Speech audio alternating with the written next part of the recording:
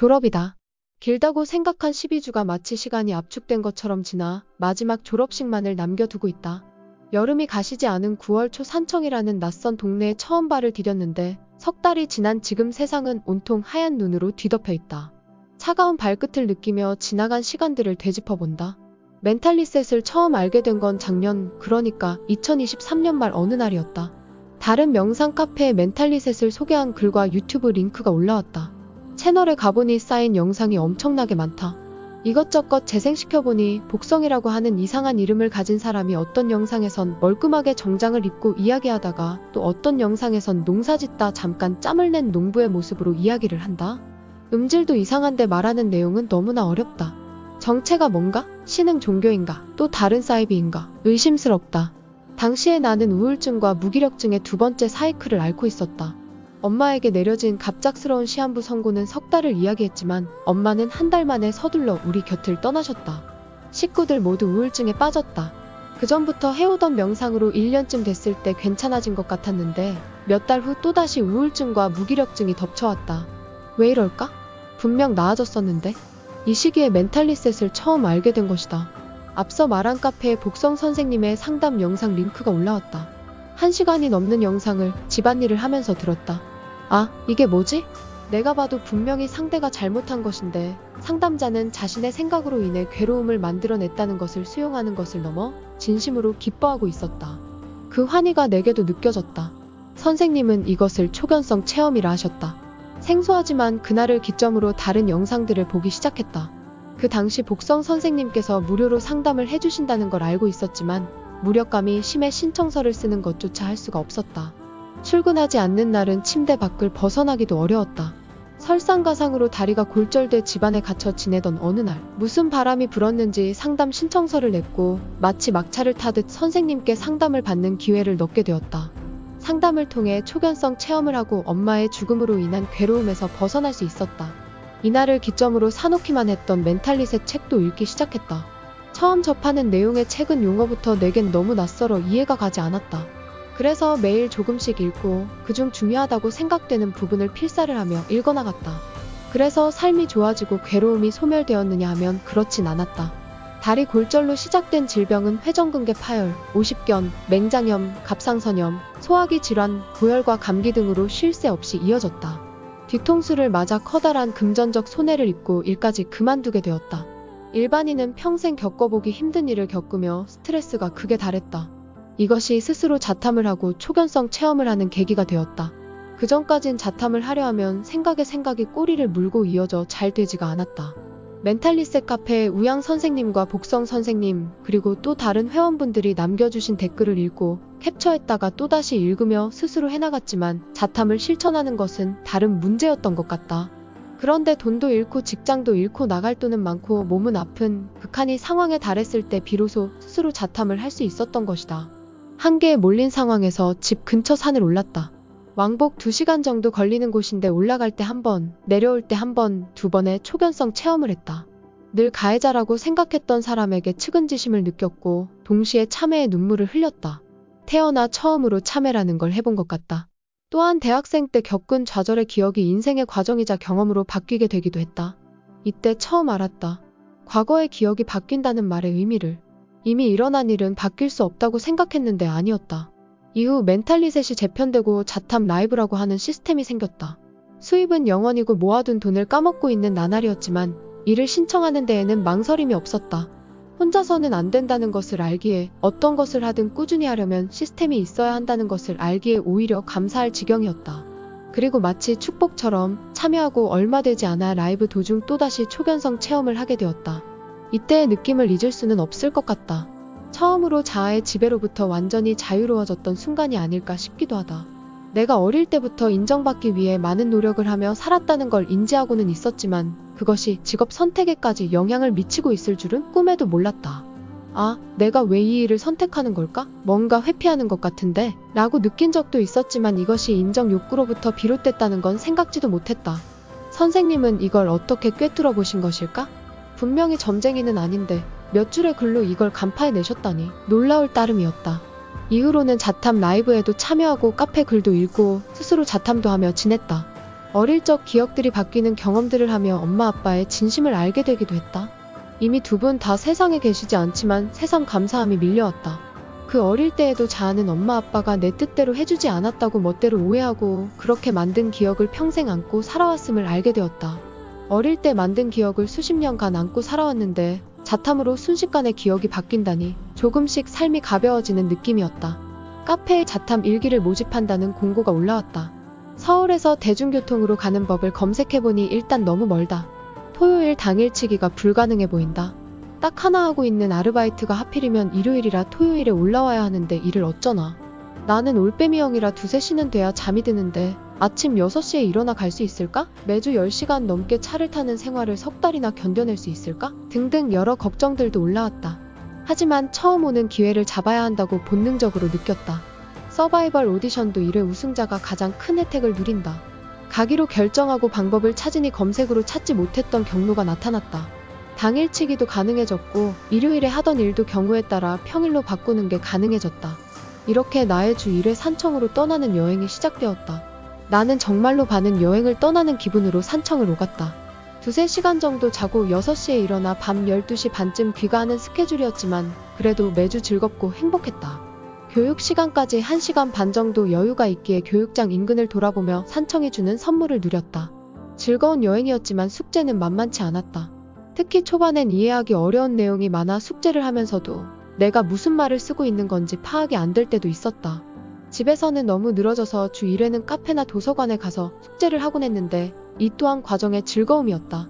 매주 숙제를 제출하고 나면 좀 더 충실하지 못했던 것에 대해 아쉬움이 남았지만 일을 하지 못하게 되면서 시간이 많아졌기에 이만큼이라도 할 수 있었던 것에 감사함도 느꼈다. 내게 딱 알맞은 때에 이 기회가 온 게 아닐까 생각하게 된다. 일이 많고 바빴다면 이 과정에 참여하지 못했을지도 모르니까. 시간이 많아진 것이 내겐 축복이었던 셈이다. 선생님께선 늘 질문을 마음껏 하라고 독려해 주셨다. 덕분에 갈수록 마음 놓고 궁금한 것들, 이해 안 가는 것들을 여쭤볼 수 있었던 것 같다. 선생님의 설명을 직접 들을 수 있고 이해가 미진하면 제 질문을 할 수 있기에 깊이 이해하는 데 큰 도움이 되었다. 또한 일기분들 각자 다른 질문을 들고 오기에 내가 스쳐 지나간 부분을 되짚어보며 함께 성장할 수 있었다. 책과 영상으로 이론 공부를 하는 것 못지않게 각자 자탐 후기를 발표하고 선생님의 피드백을 받는 것은 정말 큰 혜택이었다고 생각한다. 특히 오픈된 곳에서는 말할 수 없는 내밀한 사연도 발표할 수 있었기에 각자의 근원적인 문제에 다가갈 수 있었고 나 역시 굵직한 업장들을 발견하는 계기가 되었다. 한 예를 들면 나는 채무자로 인해 겪는 문제가 돈에 대한 것이라고만 생각해 자탐을 해보았지만 진 척이 없었다. 그런데 선생님께서 내 이야기를 쭉 들으시더니 착한 아이 콤플렉스가 있고 이것이 원인이라고 말씀해 주셨다. 이날 교육장에서 엄청나게 울었는데 이것이 바로 인정 욕구에 이어 두 번째 굵직한 업장을 캐낸 순간이었다. 참고로 나는 자탐 라이브와 자탐 일기를 통해 세 가지 굵직한 업장을 발굴해내었다. 그리고 이걸 알고 나니 일상에서 내가 하는 많은 행동과 생각들이 대부분 이 세 가지에 의해 이뤄진다는 걸 알아차리게 되었다. 나 스스로 생각했을 때 자탐 일기를 시작할 때와 지금의 내 모습에는 많은 차이가 있는 것 같다. 석 달 만에 가능한 일인가 싶을 정도로 과거의 나와 지금의 나는 다르게 느껴진다. 큰돈을 쓸 일이 있어도 두려움이 없다.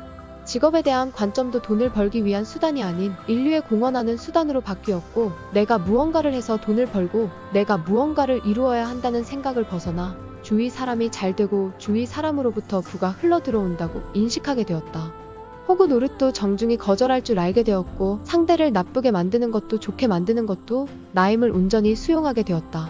이래서 남 탓할 것 없고 모든 것이 100% 내 책임이구나 체험적으로 완전히 확신하게 되었다. 나의 변화로 인해 가족들 사이까지 좋아져 더할 나위가 없다. 나의 성장도 기쁘지만 함께 해온 일기분들의 변화와 성장을 코앞에서 지켜볼 수 있었던 것은 정말로 감사한 일이었다. 사람은 자신의 얼굴은 볼 수 없다. 하지만 매주 강의실에 앉아 마주하는 멤버들의 얼굴은 자세히 보게 된다. 그런데 이 모든 분들의 얼굴이 단 한 명의 예외도 없이 놀라울 정도로 달라져 있다. 매주 조금씩 달라진 분도 있고 어느 순간 만개하듯 피어나 탈피된 모습을 보여준 분도 있다. 이것이 내게는 또 다른 힘이자 증거이고 동기부여가 되었다. 그리고 이런 과정을 보며 함께 할 수 있는 매 순간이 기쁨이었다. 아픈 기억을 이야기할 때 함께 눈물 짓던 분들, 환희의 순간을 이야기할 때 함께 기뻐하던 분들, 그 모든 순간이 감사함이었다. 혼자서 방구석에 앉아만 있었다면 절대 경험하지 못했을 일들이었다. 그리고 이 모든 순간에 복성 선생님과 우양 선생님 두 분께서 우리와 늘 함께 해주셨다. 질문이 많아도 뭐라 하지 않고 이상한 걸 여쭤봐도 나무라지 않고 두 분의 시간과 지혜를 나눠주시는 데 있어 아낌이 없으셨다. 1박 2일 워크숍은 그렇다 치더라도 단풍 구경까지 함께 해주실 줄은 정말 몰랐다. 튀어나오는 그 많은 질문들에 귀찮은 내색도 없이 전부 다 대답해주시고 때론 엉뚱한 질문을 해도 걸림이 없이 말씀해주셨다. 손수 농사지으신 밤과 곶감, 지리산을 오르며 캐낸 송이와 표고버섯을 모두의 손에 한가득 들려주신 넉넉함, 모두가 돌아가고 혼자 남아 버스를 기다릴 날 위해 터미널에서 함께 기다려주신 따스함, 개개인의 속 사정까지 살펴 안부를 물어봐주시는 세심함, 펜션에서 함께 어울려 놀아주시던 소탈함까지 잊지 못할 추억들을 선사해주셨다. 선생님께선 늘 다른 누구도 아닌 자신이 한 것이다라고 하시지만 우리의 인생이 두 분 선생님으로 인해 크게 변화했음을 말하지 않을 수 없다. 이 인연이 없었다면 나는 또 어딘가에 가서 답이 아닌 답을 붙잡고 인생을 허비하고 있었을 것이다. 반복되는 괴로움 속에서 인생이 왜 이런지 답을 찾지 못해 헤매고 있었을 것이다. 시간 낭비, 돈 낭비, 에너지 낭비의 연속이었을 것이다.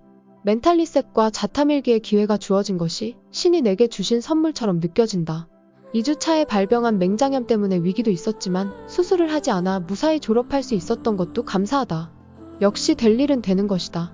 일기를 졸업시키는 두 분 선생님은 어떤 마음이실까 가늠해본다. 정이 많이 들어서 사실은 아쉬움이 크다. 하지만 우리가 큰 혜택을 받듯 2기, 3기 그리고 다른 많은 분들께도 이 혜택이 돌아가길, 그분들의 인생도 크게 바뀌어 또 다른 씨앗이 되길 희망해본다.